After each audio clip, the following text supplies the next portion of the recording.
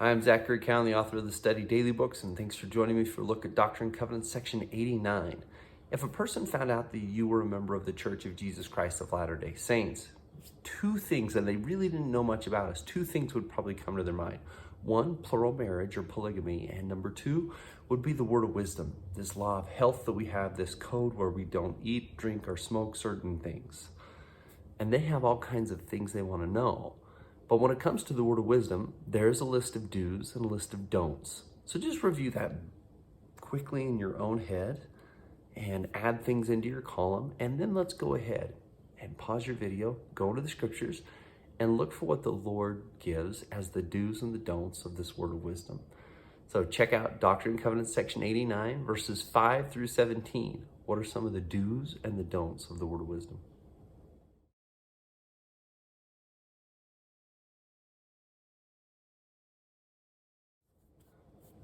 Thank you for studying and welcome back.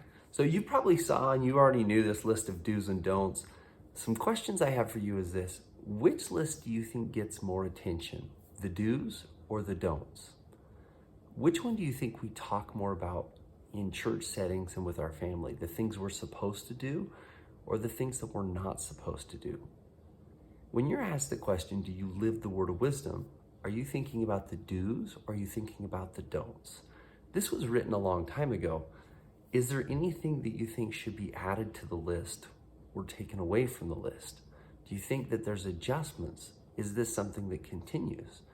In the last several years, is there anything the church has added to the list or the prophets and apostles have added to the list or encouraged us to also avoid?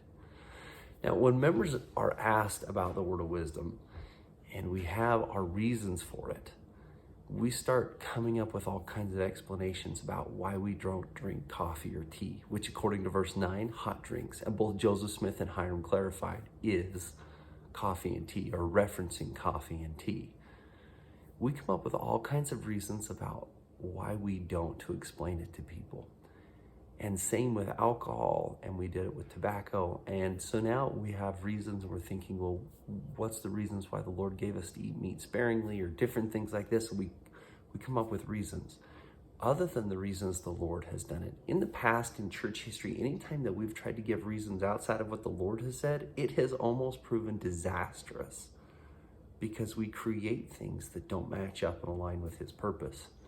So let's go find out, what are the reasons why the Lord gave us a word of wisdom?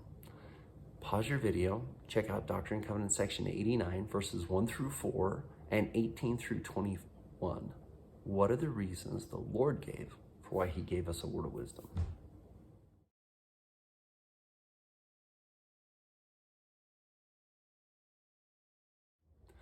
Hey, thanks for studying and looking for those things. As I read these verses, I find two real big prominent themes of why the Lord gave us the word of wisdom. One is for protection, and one is because He has certain things He wants to bless us with. This idea of protection, that people would use these substances that they know are corrupting in order to make a profit. And the Lord said, be careful. These are people who are willing to trade your life and your well-being for money. And so He gives us a warning about these things. Now remember, early on, this didn't come as a commandment. It came as counsel and guidance. It wasn't until President Heber J. Grant that this kind of became a firm commandment and even part of the temple recommends. It wasn't always on there. For years, the Lord gave His saints an adaptive period of time for them to become accustomed to this because they had certain addictions and tendencies. So He didn't come in and just condemn them. He warned them and gave them counsel. And He's always doing that because, one, He's trying to protect us and to help us. Now, on the blessing side of things, notice the blessings. Yes, they're health blessings, but there's also spiritual blessings.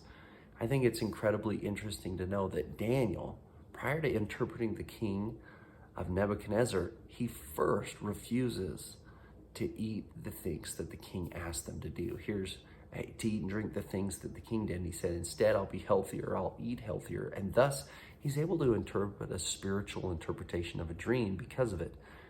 There are spiritual implications that come because of the word of wisdom, and probably more so than we think.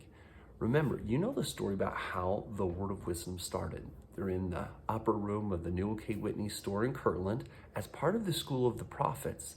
And there's smoke filling the air, and there's spittoons, and they're spitting tobacco juice. And Joseph, and especially Emma, are having to clean it up. Well, it's not just a matter of keeping the house orderly. Joseph is wondering, is this really the best environment for spiritual learning and uplift and edification? What brought about the Word of Wisdom wasn't like, oh, is this a healthy thing? It was a spiritual thing for Joseph. Is this the best environment for me to learn and to grow in? And so we've got to establish this. What are the reasons why you keep the Word of Wisdom? What are the reasons that you use to explain to people why you keep the Word of Wisdom? If somebody asked you why you don't drink, or why you don't smoke, or why you do eat a certain way, why do you think it's important to eat fruits and vegetables? Is it always just a health answer, or is there more to it? Which one of these protections and blessings have you found powerfully in your own life? I love in verse 21 that the Lord brings up that the destroying angel shall pass by you. This is a reference back to the children of Israel, that when they put the lamb's blood on their doorposts, the destroying angel passed by them. Well, who was protected wasn't so much themselves, but it was the other generations that came after them. And the same is true with the Word of Wisdom.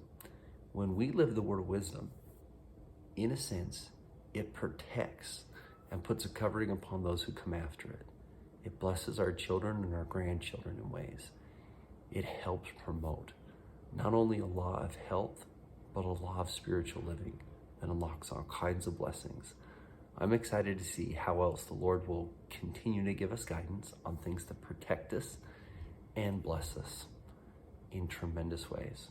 Thanks for studying, and thanks for living the Word of Wisdom in the various ways in which you do. There might be one last question here, which is, are there any adjustments the Lord would like to make to the do's and the don'ts of what you bring into your life so that He can provide greater protection for you and your family, and greater blessings for you and your family? Thanks for studying. We'll see you next time.